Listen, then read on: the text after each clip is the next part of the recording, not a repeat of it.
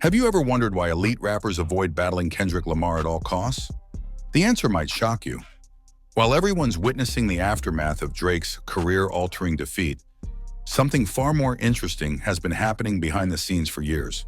Top-tier artists have been quietly avoiding conflict with Kendrick long before he became the battle-tested veteran we see today. The industry is now using Drake's dismantling as a cautionary tale. Don't rap against Kendrick ever. But what makes Kendrick so feared that even before this battle, rappers would rather apologize than face him?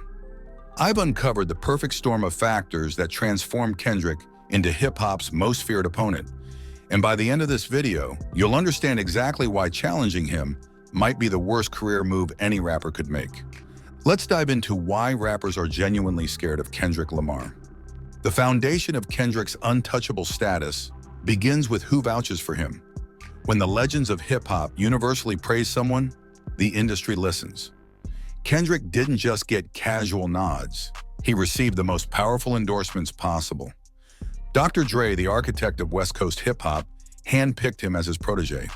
Snoop Dogg, The Game, and other California icons officially passed him the torch. When you have the West Coast founding fathers declaring you the rightful heir, that creates immediate respect and hesitation from potential challengers. But what really cemented Kendrick's reputation was Eminem's endorsement. And the story behind this might surprise you. Eminem initially didn't believe Kendrick wrote his own lyrics. As Ed Sheeran recounted, Eminem heard Kendrick was the best rapper and invited him to the studio. Kendrick arrived with all his friends, but Eminem said, "I just want you in the studio alone with my engineer." Kendrick went in, wrote a phenomenal verse, and only then did Eminem allow everyone else to enter. He did this test because he thought Kendrick had a ghostwriter. After confirming Kendrick's legitimacy, even Eminem, who built his career on battle rap, admitted he'd think twice before challenging him. It's like getting on a track with Kendrick. I can never tell what he's going to do because he's such a chameleon of styles. He can do pretty much anything, and he's so proficient at it.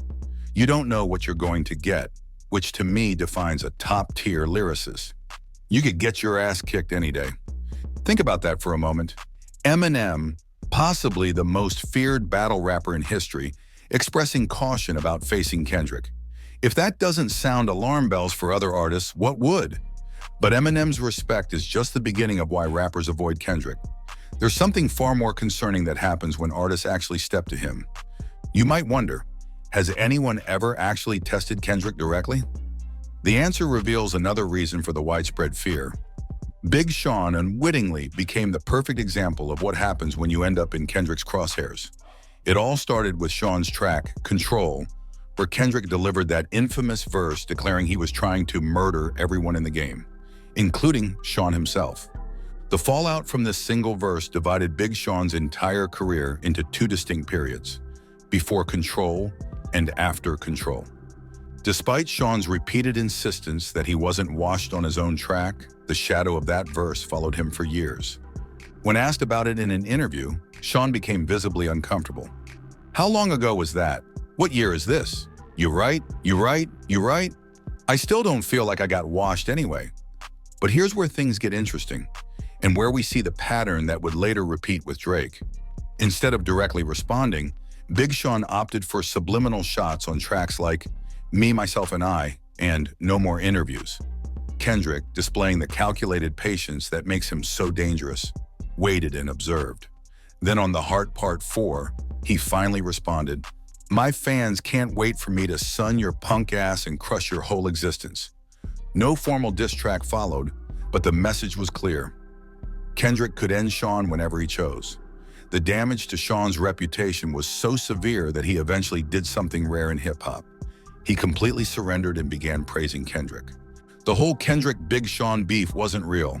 "It was something I wish I would have spoken up about," Sean later claimed. "I wasn't beefing with nobody." This pattern of challenging Kendrick, then backing down and showing respect, wasn't unique to Big Sean.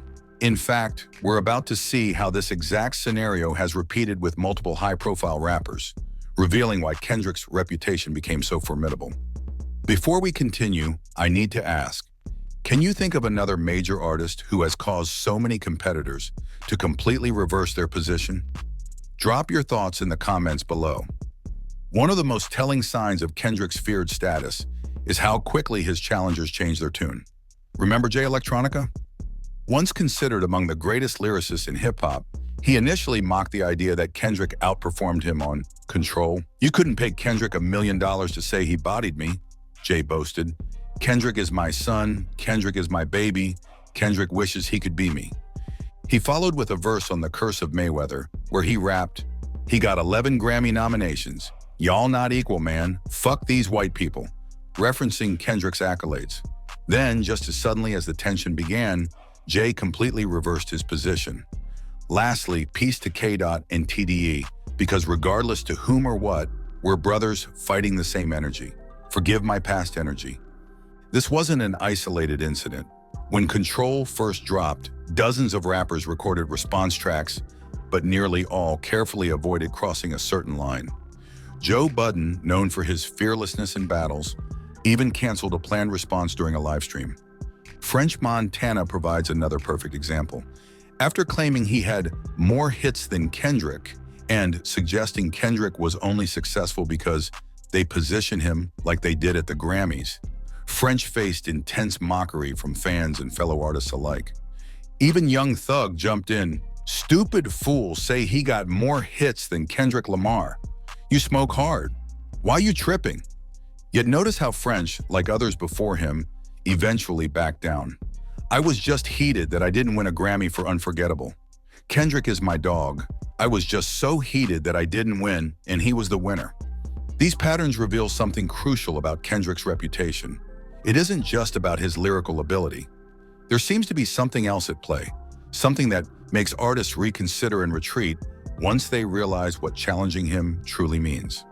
This brings us to possibly the most overlooked reason why rappers fear Kendrick, one that few mainstream commentators discuss. While his lyrical prowess is undeniable, there's another dimension to Kendrick's untouchable status that rarely gets discussed in mainstream coverage: his street connections. Growing up in Compton, Kendrick was surrounded by gang culture from an early age. Many of his closest friends were active gang members. When he joined TDE, he found himself among Bounty Hunter Bloods and Hoover Crips, including label mates Schoolboy Q and J Rock. This part of Kendrick's background gained renewed attention during the J. Cole situation. According to unnamed sources, it was actually Schoolboy Q who allegedly warned Cole to back away from the beef, potentially explaining Cole's surprising apology and withdrawal from the battle. Whether this warning was friendly advice about upcoming diss content or something more serious remains speculation, but it underscores an important reality. When you go against Kendrick, you're not just battling one man. Snoop Dogg made this explicitly clear years ago. He's a nice guy, so people have a problem with it because he doesn't have a gang approach. But let me let y'all know, he got 100,000 gangsters with him. So y'all better watch what y'all say. Keep it hip-hop because that's what he did. Drake's dismissal of these connections on Family Matters with the line, "You don't bang a set," was met with ridicule from actual Compton natives. One local explained, "Drake just don't know Kendrick. Kendrick renounced his hood affiliation at a certain point. Kendrick just doesn't pride himself off of gang culture, so people think he's a non-affiliate." In fact, on section .80 quote SP and P 1.5, Kendrick himself alluded to this backup. "Look at my life, then look at yours. Get some ambition while you're bored." COMPTON, I can say that confidently. There's even a story from AD of No Jumper podcast who recalled his first encounter with Kendrick. "He thought I was somebody else. He low-key tried to press me. He thought I was from Almond Block. I guess some guys jumped him back in the day. He was mad. He banged on me." This combination, a rapper with massive mainstream appeal and genuine street credibility, creates a unique deterrent that most rappers simply can't match. When you add this element to Kendrick's already devastating lyrical ability, you begin to understand why challenging him seems like a losing proposition from every angle. But there's still one more critical factor that makes Kendrick truly untouchable. What makes Kendrick particularly dangerous isn't just his skill. It's his rare combination of elite technical ability and massive mainstream platform. Many technically gifted rappers lack the commercial success to truly damage another artist's career. Conversely, many commercially successful rappers lack the technical skill to credibly destroy a serious opponent. Kendrick possesses both in abundance. As one analyst noted, with Kendrick, you have someone who isn't just obscenely skilled, but also has the platform to slander you and reach huge audiences. He can immortalize you in a negative light in the form of a classic hit. We saw this power on full display with Not Like Us, which broke Drake's record for highest first-day streams for a rap song. But more importantly, it penetrated cultural consciousness in ways that transcended typical hip-hop battles. A high school teacher shared this observation. Until today, I taught at a very Drake-centric high school. Rich Baby Daddy was the most requested song on my class playlist. But today I walked in and felt a tectonic shift. This is a Kendrick school now. I polled my classes and they were ready to throw down for Kendrick. I had like one Drake defender in each class. This cultural impact translates to real numbers. According to Billboard, from May 3rd to May 6th, Kendrick's catalog earned around 50 million streams, up 49% from the previous tracking period. Meanwhile, Drake's overall catalog declined during the same period. Kendrick's versatility compounds this threat. As one commentator observed, if you go through all these records, from Like That to Euphoria, to 616 in LA, to Meet the Grams, to Not Like Us, none sound the same. It's the widest range I've ever seen in any battle, ever. This versatility means he can attack from any angle. Street anthems, lyrical marathons, radio hits, or deeply personal exposés. There's simply no predictable pattern to prepare for. Behind all these factors, the cosigns, the street connections, the technical ability, the mainstream platform, lies perhaps the most terrifying aspect of Kendrick's arsenal, his unwavering dedication to hip-hop. In his own words, "I'm so passionate about hip-hop, man. I don't know what era everybody else comes from, but I listen. We played house parties every night. I love it to a point I can't even describe. When I heard artists say they're the best, I said I'm not doing it to have one good song or one good rap or hook or bridge. I want to keep doing it every time, period. And to do it every time, you have to challenge yourself and confirm to yourself that you're the best." This explains why Kendrick takes such offense to artists who, in his view, exploit the culture without respecting it. This is not something you just play with. Get some dollars and get out. People live their lives to this music. My partners in the hood right now, they listen to rap every day because it's the only thing they can relate to their stories and tribulations. You have to take into consideration what you write on that paper. If you're not doing it to say the most impactful things or be the best you can be for the listener, what are we doing here? While other artists lose hunger after achieving success, Kendrick maintains the same determination he had when Overly Dedicated first dropped. He never initiates conflict, but always stays prepared, embodying the ancient Roman philosophy, if you want peace, prepare for war. So why are rappers truly scared of Kendrick Lamar? It's not any single factor. It's the perfect storm of abilities, connections, and mindset. He combines the technical skill to out-rap virtually anyone, the versatility to attack from any angle, the mainstream platform to make the damage stick, the street credibility to command respect, the unwavering dedication that keeps his skills sharp, the strategic patience to strike at the perfect moment. As we've seen with Big Sean, Jay Electronica, French Montana, and now Drake, challenging Kendrick Lamar is a decision that can permanently alter your career trajectory. The pattern is consistent. Artists who test him either face devastating consequences or quickly backpedal and offer respect.